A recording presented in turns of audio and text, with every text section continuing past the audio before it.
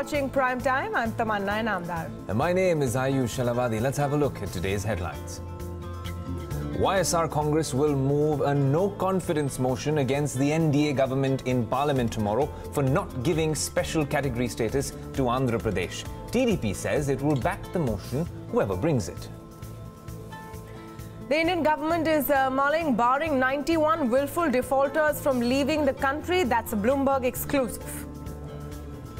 Former Finance Minister Yashwant Sinha disagrees with Urjit Patel's arguments on regulatory structure of state-owned banks, says the RBI should take the blame for the PNB fraud. Indo-Pak diplomatic ties hit a new low. Pakistan calls back its High Commissioner in India over alleged harassment of its staff. MEA promises to look into Pakistan's concerns, even as Indian diplomats also complain of harassment in Islamabad. And India responds to the trade challenges raised by the US on our export subsidy programs. Commerce Secretary says India will reach out to the US and give its response in 30 days. All right, let's start off with our top story. The YSR Congress will move a no-confidence motion against the NDA government in Parliament tomorrow. This is owing to the fact that the central government has not given special category status to Andhra Pradesh. Well, the YSR Congress President Jagan Mohan Reddy has reached out to many parties seeking their support. The party's Rajya Sabha MP Y.V. Subba Reddy submitted the notice in this regard to the Lok Sabha Secretary General Snehalata Srivastav. Now, Nilanjan Mukhopadhyay, a senior journalist, joins us now for more on this story. Even as Chandrababu Naidu is believed to have said in the assembly in Andhra today that he is mulling support to this no-confidence motion, no matter who may bring it. Mr. Mukhopadhyay, how seriously should one take this? Because clearly the YSR has maybe 9 seats. Even if you assume that the TDP will lend support, the government is clearly very comfortably placed right now. No-confidence motions are not to be seen only as, whether it will go towards this logical end of actually expressing or adopting the motion or not. Rather, it should be seen that this is an occasion for Parliament to debate very serious disapproval of the government. Now, this is the first time that there is a move like this against the Modi government, and I think it's a huge turning point in the way the Modi regime has functioned in the last 3 years, and it has to be seen in conjunction with the various political challenges which are coming up in front of the government, be it in terms of lack of employment, rising rural distress, by-election results which are not going in favor of the BJP, at least in the major, the heartland states. So I think it adds to the general discomfort of the BJP, and frankly, if I was in the party or in the government, I would not be sleeping very peacefully tonight. That's an interesting point you make, because so far it's straws in the wind. We don't know what is going to happen tomorrow. The numbers seem to be very comfortably with the government right now. But if you add up the allies who have been upset in the last few days, you have the TDP with 16 MPs, you have the Shiv Sena with 18 MPs. Are these numbers that the BJP now needs to start tracking? While it is true that the BJP no longer has a clear majority on its own like it had in 2014 when it had 282, at the moment the numbers, the way it is stacked purely in favor of the BJP are just about on the borderline. 273, we really do not know that how many of these party MPs are slightly disgruntled. You have various individuals, I do not want to take names, whether they'll quietly disappear on the day of the voting. But I am not seeing this no-confidence motion as an imminent, leading to an imminent fall of the government. I do not think that the people who are bringing it purely, for that reason. It is more to make a point, the point that this government has failed on various grounds. When the YSR Congress moves a no-confidence motion, it is going to be, of course, a one-line motion, because motions normally do not have a qualifying statement as to why you want to express confidence or no confidence. So speakers of various parties are going to list themselves to speak, and then each one is going to give their own reasons. So at the end of it, there could possibly be, numerous reasons as to why people do not, have confidence in this government. So it is going to be very negative publicity every evening till the time this debate continues. There is going to be talk about it because the government in no way is going to facilitate admission of a no confidence motion against him. It is going to convert it into yet another prestige battle. So I think very stormy days are ahead in Parliament, and it's not good for the BJP. The rules seem to say that you need at least 50 MPs to second this motion for a debate to go forward. But just coming back to the party that has moved the no confidence motion, is the YSR Congress led by Jagan Reddy. Chandrababu Naidu says they may think about backing them. They both are political rivals in the state of Andhra. Do you see that as an interesting twist to the entire story? It is going to be more difficult for the Telugu Desam not to support the no confidence motion, especially on the issue of the government not giving special status to Andhra Pradesh. Mind you, TDP is the incumbent, and it is going to face a huge amount of anti-incumbency in the next assembly elections, which is going to be held along with the parliamentary, because various promises which were made have not been fulfilled, most important being the special status for Andhra Pradesh and speedy development. So it is going to be very difficult for the TDP and lead to this sheer ironical situation where the two principal rivals in Andhra Pradesh are going to be on the same side of the divide tomorrow onwards. Okay, now the question is, what can the government do about this, Mr. Mukhopadhyay? How do you see the BJP reacting? Well, the BJP, given its track record, it is going to try to do everything to ensure that the no confidence motion does not come. Because if a no confidence motion is admitted, then there are going to be, you will have to allow various speakers of the opposition parties to say and list out the reasons, which is going to cause immense discomfort, and the kind of media publicity all these speeches are going to get is going to further add up to the problems of the BJP. So they will try to find ways as to how they can prevent this motion from being admitted. Thank you so much, Nilanjan Mukhopadhyay, senior journalist there with all of his analysis on what has been quite an astonishing move by the YSR Congress, even more so because there is little doubt that this government enjoys that kind of majority in the Lok Sabha. But we'll wait and see what happens tomorrow, Ayush. Absolutely, absolutely. That's an interesting chat. Now, moving on, former Finance Minister Yashwant Sinha said he didn't agree with RBI Governor Urjit Patel's comments on the central bank's ability to formulate effective rules for public sector lenders. Speaking to Bloomberg Quint, Sinha said that the RBI's nominees on PNB's board could have raised the issues before the fraud finally came to light. Here's a slice of that conversation. We have tackled one crisis after another in the banking system, including in the public sector banks. But no governor before Mr. Patel has raised this issue. I mean, when I was in the Ministry of Finance and we had absolutely no problem with the governor. In fact, I remember if the board of directors or appointment of board of directors, power relating to them was an issue, let me remind you that we had a problem with the Indian Bank in Chennai, and in consultation with Bimal Jalan, who was the governor of the Reserve Bank of India, we superseded the board. We appointed a new managing director. We did all that was needed to be done, all in consultation with the RBI, So if Mr. Patel had a problem with regard to powers to govern or regulate the PSBs, then is there any instance where he would have approached the Ministry of Finance and said, this board of directors is useless, I want it replaced? is it not true that the rules of the game that apply to a private bank don't apply to public sector banks as well? You pointed out Indian Bank as a case where the government intervened in collaboration with the Reserve Bank of India. But there have been cases in the past where the RBI has been found wanting. You had the PJNI committee that came and said government ownership in banks needs to be reduced through a holding company. Is it not time for the government to act on these things?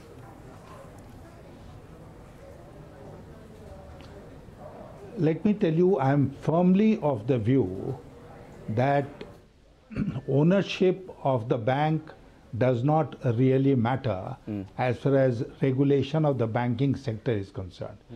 You know, he talks about conflict of interest, he talks about dual control. We have the huge sector of cooperative banks. Now there, it is not merely dual control, it's triple control, because the Cooperative Societies Act and the Registrar of Cooperatives in the state governments, they also get into the act, they also play a role as far as cooperative societies are concerned. Then we have the public sector banks, then we have the private banks, then we have the foreign banks, we have branches of foreign banks. I mean, the ownership of the banking system in our country is very diverse, and you know, the point cannot be made that it should all be owned by the RBI. RBI is the regulator. They are the regulator of the banking system. And if they have any problems with ownership, or they have any problems with the role that the owner is playing, then they should bring it to the notice of the owner. Well, the RBI governor's statement on dual control of banks does not hold water, says Shankar Sharma, co-founder and chief global strategist of First Global. Speaking to us today, Sharma said that while RBI is not to be blamed for every problem in a complicated sector like banking, this specific PNB fraud falls under risk management, which is the RBI's mandate. I mean, I think the statement, with all due respects, is a bit of a cop-out, because I think the RBI has immense powers.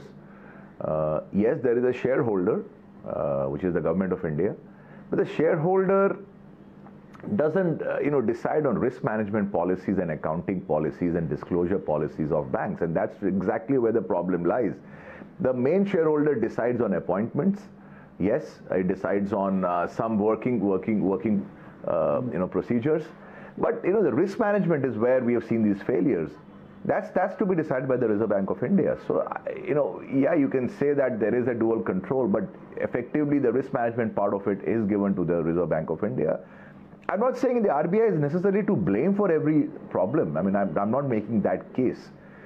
In a big, large, complicated system like banking, worldwide regulators are at a loss. I mean, we've seen that in the US, how a huge subprime scam built up right under the nose of the Federal Reserve, and it exploded and virtually crashed the world economy. So here, PNB, $2.5 billion is really chicken feed. So I'm not saying the RBI is to blame for this, but to say that they don't have powers, I mean, I do not buy that argument. Well, Shankar Sharma speaks with me on a lot more than just the RBI's response to the PNB fraud. We spoke about his political support to the Congress party, what he thinks will happen in 2019, and of course where he sees the markets going. Do catch that entire conversation at 8:30 this evening on Primetime Debate. On to the latest now in the race for SR Steel. A consortium led by VTB Group said it is willing to buy out a local partner, Ruyas, to ensure its offer for SR Steel meets government rules. Anto Anthony joins us now on the show live with this Bloomberg exclusive. Anto? Yes, so as the hectic parleying for SR Steel acquisition gathers pace, a new metal, which is a VTB-led consortium, has made it clear that they are willing to buy out the Ruya stake in the firm, in New Metal, in case that is a reason to make their bid for SR Steel ineligible. They have also made it clear that, although they haven't disclosed what's the total amount of bid that they have made, New Metal has made it clear that a large part of that bid is a cash component. They also shared with us the details of the proposals to revive the company, which includes completing an unfinished coke plant and also a pellet plant.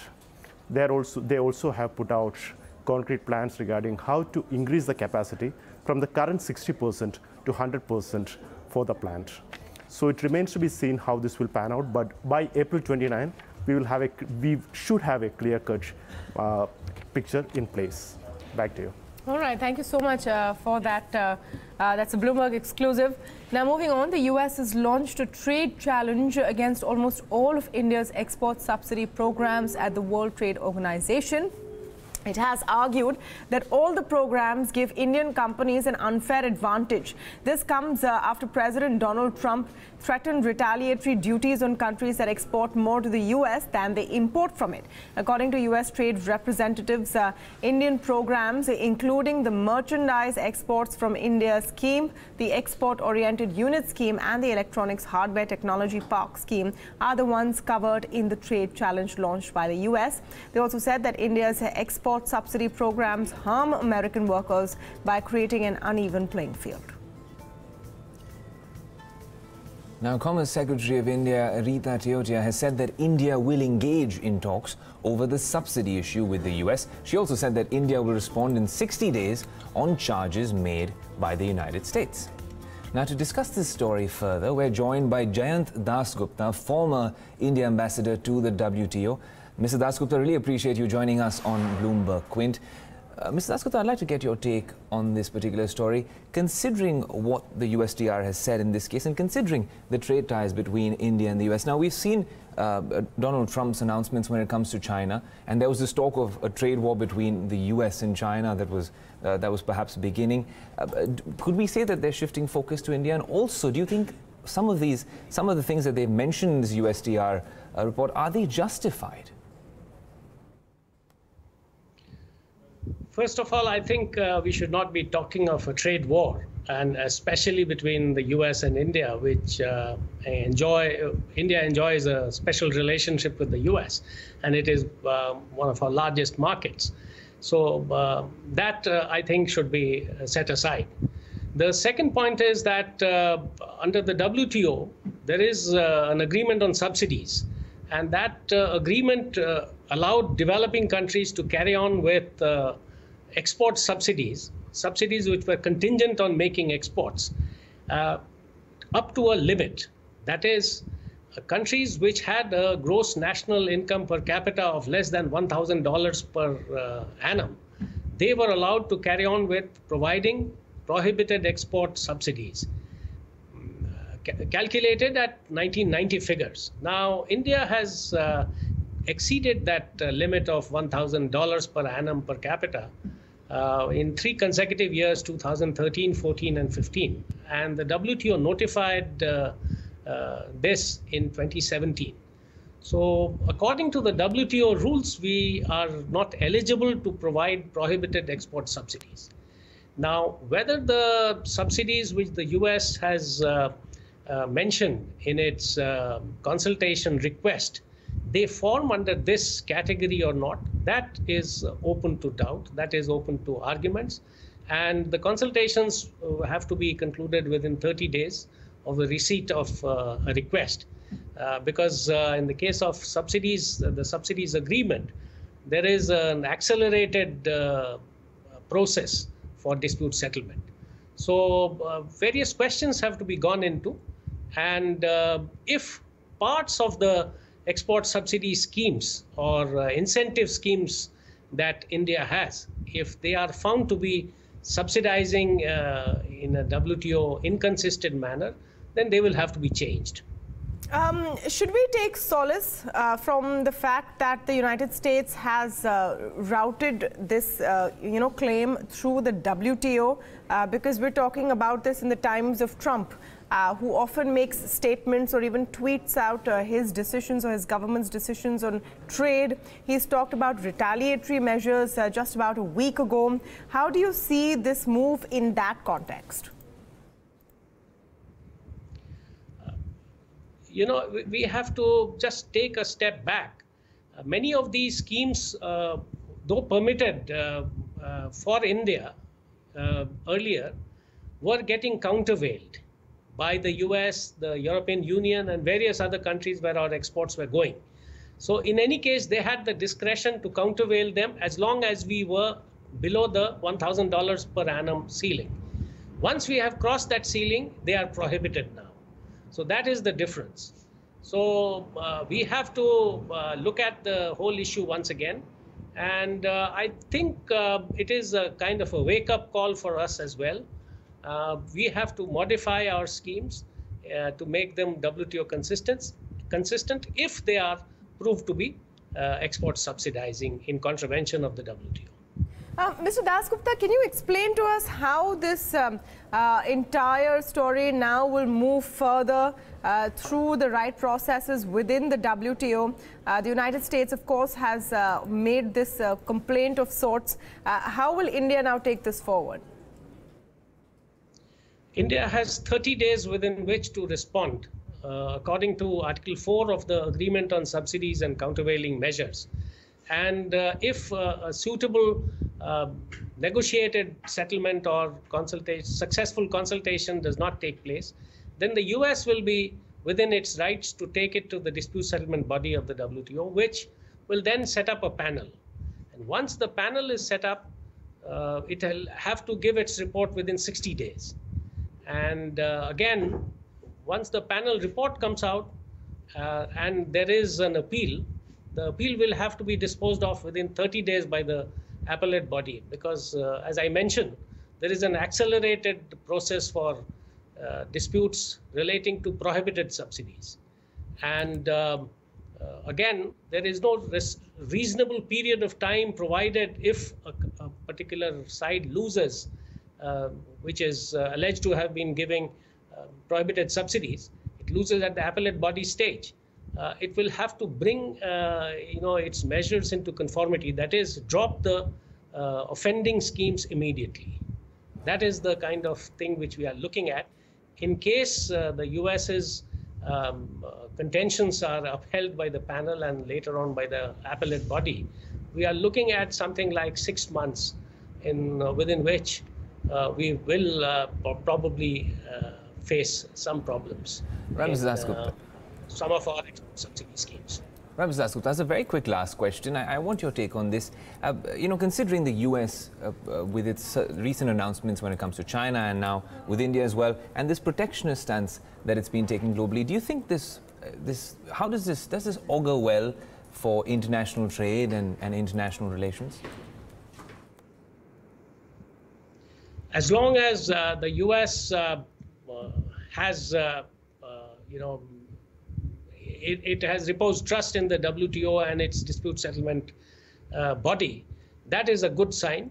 And all countries, all members, including, of course, the US, should be adhering to the agreements of the WTO and should be conforming to those agreements. So that is a very good sign. And if India is proved to be not complying with some of the WTO provisions, then India also is duty-bound to comply with them. And India has an exemplary record. I think it is perhaps the best record of complying with WTO rulings, whether they are appellate body rulings or otherwise. And so we do not have to fear anything. But if our gross national income has gone beyond the limit within which we were allowed to provide prohibited subsidies, then we should accept that fact and we should move on and we should redesign our export incentive schemes to be WTO compliant. Right, Mr. Dasgupta, fascinating insights as always, and thanks so much for joining us on Prime Time. Now, Pakistan has decided to call back its High Commissioner in India, Sohail Mahmood, for consultations over an incident of harassment of its diplomatic staff in New Delhi. Pakistan says that the Indian government failed to check the harassment of Pakistani diplomats and family members by intelligence agencies. Pakistan has said that it will go to any limit to ensure safety of the staff of its High Commission in India. Now, this development comes 2 days after Pakistan's Foreign Office summoned India's Deputy High Commissioner JP Singh over the issue. The Ministry of External Affairs has said Pakistan's decision to call its High Commissioner for consultations is normal. MEA spokesperson also said that it will look into the issues raised by the Pakistan High Commissioner and asked Pakistan to resolve a number of issues faced by Indian staff in Pakistan and ensure their safety. He has been called back for consultations. Now, it is pretty normal for an ambassador, high commissioner in any country. If, for example, the resident ambassadors and high commissioner who are in India, they go back to their capital to hold consultations with the foreign office. So this is pretty normal. We have seen reports of issues which have been raised by Pakistan. We do not wish to respond to these issues through the media, but through established diplomatic channels. Our High Commission in Islamabad is facing a litany of issues which have not been resolved for several months. We raise these issues in good faith through diplomatic channels and not through the media. We have asked for immediate resolution of these issues faced by our High Commission in Islamabad so that the safety and security of the diplomatic mission and our diplomatic and consular officials is assured.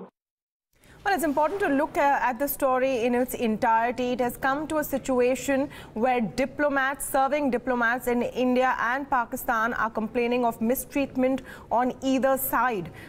Is this where ties have now reached? What is next? To talk more on this, we're joined now by Shubhajit Roy. He's senior editor at the Indian Express, who has been covering this story in great detail. We're also joined by Sharath Sabharwal, who's former High Commissioner of India to Pakistan and has actually experienced serving in Pakistan. Thank you to both of you for joining us. Shubhajit, I was going through some of the pieces you've done on this entire story. In one of them, you relate a story about Indian diplomats being harassed with a call at 3 a.m. in the morning in Islamabad, and a few days later the same thing happens in New Delhi to the Pakistani diplomat, where his doorbell is rung at 3 a.m. and someone runs away. It's just shocking to think that this is what the tit for tat has come down to. Yeah, absolutely. These recent turn of events have been quite bizarre, to say the least, because the kind of issues that have been raised by both sides have almost been juvenile. The first incident, according to the Indian side, came a month back, and when Pakistani authorities entered the Indian under construction Indian embassy compound, residential complex compound in Islamabad. And following that, there's been like chain of events which has now come to a pass where there's been almost everyday incidents of intimidation and harassment that have been reported from both capitals.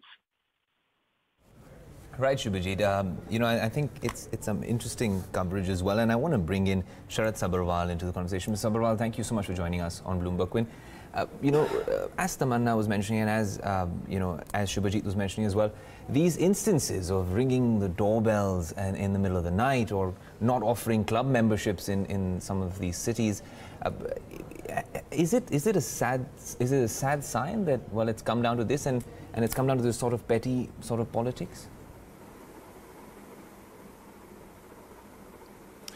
You see, the Vienna Convention on Diplomatic Relations, it requires that certain basic courtesies are extended to diplomats. Now, that would include inviolability of their person, their vehicles, their offices, their residences, and so on. Sadly, over the years, our diplomats in Islamabad have faced a great deal of harassment. I have in mind the 90s, for example, and I was Deputy High Commissioner there from 1995 to 1999. When such incidents were very common. You are talking of incidents of ringing the bell at night and so on, but there were more serious incidents of vehicles being accosted and, obstructed on the roads, families being abused, abusive phone calls, etc., and abduction of our personnel. It had all stopped somewhere around 2003, and for 10-12 years we didn't have any incident of that kind. When I was High Commissioner from 2009 to 2013 in Islamabad, there was hardly any incident of that kind. It's sad, it's a pity that all this has come back. And I believe there are two reasons from what I see in the press reports and so on. First is some steps that were taken by the Pakistanis in Islamabad. You spoke of the report in February when Pakistani intelligence operatives, they raided, as it is called, the housing complex for the officials of the High Commission being built in Islamabad. They cut off electricity, water supply. They tried to dissuade the contractor from working for the Indian High Commission. There have been many other incidents. And secondly, I also believe that it's a reflection of the state of the relationship, which has nosedived over the last 3 or 4 years. And as I said, it's a pity because, these are, at the end of the day, absurd incidents which have no bearing one way or the other on the fundamentals of the relationship, which remain very difficult. Absolutely. We mentioned the doorbell ringing incident, but there are so many electricity and power cut to, an enclave which was being built for Indian diplomats in Islamabad, obscene phone calls, reports of them being accosted. But, Shubhajit, I want to come to you because it is equally distressing to hear the allegation from Pakistan saying that this is happening to their diplomats in New Delhi. Yes, absolutely. There have been, as we know, since 7th of March, in last 8 or 9 days, there have been at least 26 to 28 incidents of reported by the Pakistan High Commission to the Ministry of External Affairs. Similar numbers are also being claimed on the Indian side by the Indian High Commission in Islamabad. And these instances have involved children of diplomats as well, families of diplomats as well, which is quite unusual in the current circumstances. As Ambassador Savarwal, he was just pointing out, and that the family members being abused, those were the norm. Those instances used to happen earlier in the 90s and the early 2000s, but they stopped. But similar obscenity is being observed, and blocking of embassy vehicles are being observed in roads in New Delhi. So these are quite unprecedented new low times in the India-Pakistan relationship. Although I must add that although in the last 3-4 years things have dipped, but on the 7th of March, curiously enough, the Pakistan foreign minister accepted the 3 proposals of releasing of Indian prisoners and exchanging of prisoners at the on humanitarian grounds. But from 7th of March onwards itself, these cases of intimidation on the Pakistan High Commission diplomats have started. Yeah. So there is, it's kind of, the government of India seems, or it appears that it doesn't know which way the relationship has to be taken forward. No, that of course will be a big diplomatic challenge. But Mr. Sabarwal, I just want you to comment on the counter allegation because India has always had the higher moral ground. And the counter allegations are worrisome. Should we take them at face value or dismiss them? No, I think, there can be no two views that if there are incidents of that kind, they need to be put an end to. I mean, who would want? As I said, these are absurdities which have no impact whatsoever on the fundamentals of the relationship, which remain very difficult. But my experience, I spent a lot of my time as Deputy High Commissioner in dealing with these incidents. The experience was that we sat quietly. When there were such incidents, there were always allegations that the other side was either retaliating or they had initiated. In those circumstances, it becomes very difficult for someone like me sitting outside to say what the reality may be. But I would say that instead of playing up these incidents in the press, I don't know why the Pakistanis are doing it. They should discuss it. Discuss these incidents, with our High Commissioner there, with the Ministry of External Affairs.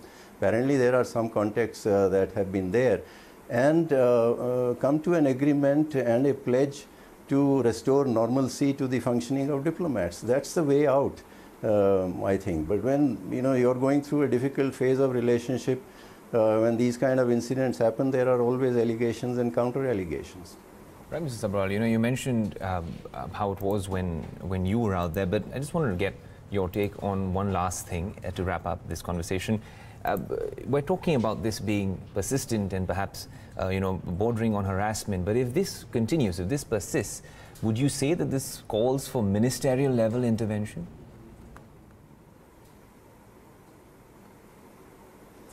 No, obviously, as I said, there is a need to put an end to these incidents. But, the way of doing so, I can see only two possibilities of putting an end to these incidents. One is that instead of playing up these incidents, this whole thing of calling the High Commissioner for consultations, frankly, I would see it as theatrics, if I may say so, because High Commissioners go back all the time for consultations. When I was in Islamabad, I was coming back home every 2 or 3 months. So he has gone back for consultations. It's not as Pakistanis have reduced the level of their representation in Delhi. So one way is that both the sides sit together and say, look, we go back to what we were doing for those 10, 12 years that I spoke of, 2003 onwards, roughly 2003 onwards, and ensure the diplomats on both sides have the space and facilitation to carry out their normal functions. The other, I would say, if that doesn't happen, then we would have to await till the relationship thaws. As I said, part of what is happening is also a reflection of the state of the relationship. But we must bear in mind that whatever the state of relationship, these kind of incidents should not happen. Yeah. They don't serve any purpose. So, when these incidents stopped, the understanding was that whatever the state of relationship, the ups and downs, normal conditions must prevail for diplomats on both sides, and I hope that can be done sooner than later. Absolutely. Thank you so much, Mr. Sabharwal and Shubhajit, for joining us on this conversation. And that is all the time we have on Prime Time. But coming up next, my conversation with Shankar Sharma, market whiz. But I don't speak to him just about the stock markets. He's talking about politics, why he supports the Congress party, and what he thinks will happen in 2019. Do stay tuned to that conversation coming right up. That promises to be an interesting conversation at day and at night as well. Thanks so much. Stay tuned.